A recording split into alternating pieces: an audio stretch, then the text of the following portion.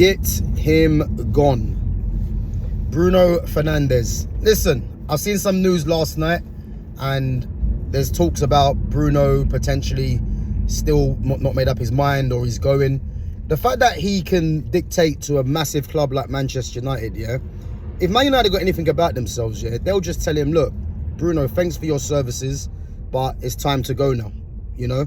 And for me, if Man United want to get back to the very top, yeah, as much as people are going to dislike it, yeah, we need to be moving on Bruno Fernandes for the betterment of the team. As I keep saying, you got players in the team right now that are going to thrive, I believe, once Bruno's moved on. Yeah, and then not to mention, we are going to strengthen this midfield. So this is what needs to happen. You know, obviously there's a release clause that kicks in at the end of the season for 57 million, I think, for top European clubs. And guys, again, let's dispel this myth, yeah, about top clubs coming in for Bruno Fernandes. Yeah, top clubs never came in for Bruno Fernandes when Bruno Fernandes was arguably in his peak. Top clubs never came in for him. So all this talk about the PSGs, the Barcelonas, the Real Madrids, you know, clubs like that going for Bruno Fernandes is just simply not going to happen. It makes it more affordable because he's got a release clause, yeah. But why are them clubs going to go and sign a 32-year-old, yeah, for 57 million? For what reason? Not to mention, they've got their midfields sorted more or less anyway. You know, you think of Vitinha, Fabian Ruiz, João Neves. They got the youngsters in Seni Mayulu as well, Warren Zaya Emery. These guys are all central midfielders. They're all young and they're all there already. Then you look at Barcelona, you got Pedri, you got Frankie de Jong, you got Fermin Lopez, you got Marc Bernal coming through, you know, Gavi's back now. Again, why would they go for a Bruno Fernandes, especially with how much he's going to cost and the age, you know, and the Real Madrid as well? Why would they go for him? Yeah, the only club I could realistically see Bruno going to, you know, if you're looking at a top club, is probably Atletico Madrid, and that's because Griezmann's now is going end of the season. And if it's a case where, because obviously Griezmann, I think, was wearing a number 8 shirt as well. I'm not sure if he went back to the 7 or the 8. And the number 8 shirt is vacant now at the end of the season. So I can possibly only see Atletico Madrid. But other than that, there ain't going to be no top clubs coming in for Bruno Fernandes. It wouldn't make sense financially.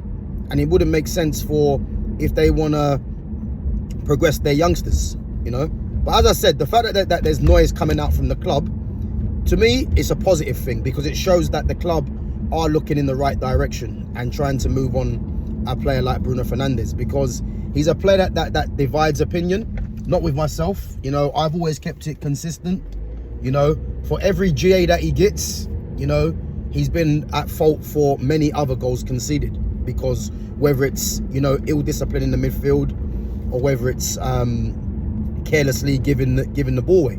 So again, people can be excited about Bruno's GA, you know, and as I said, what's he had, 7 years at the club?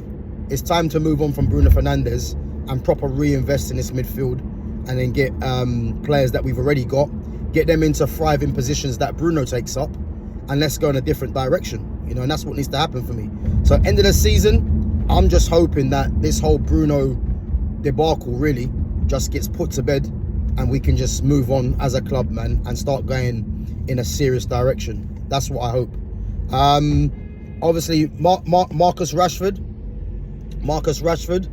Let's talk about Rashford coming back to United if Barca don't want to sign him. You know, I did say at the start of the season when Rashford went there, I said I think Barca are more or less just going to use him for the season. And, you know, I think they're going to see someone else that's on the market that is younger and probably has a lot more potential. And then they're going to probably move on Marcus Rashford. That's what I always said was going to happen.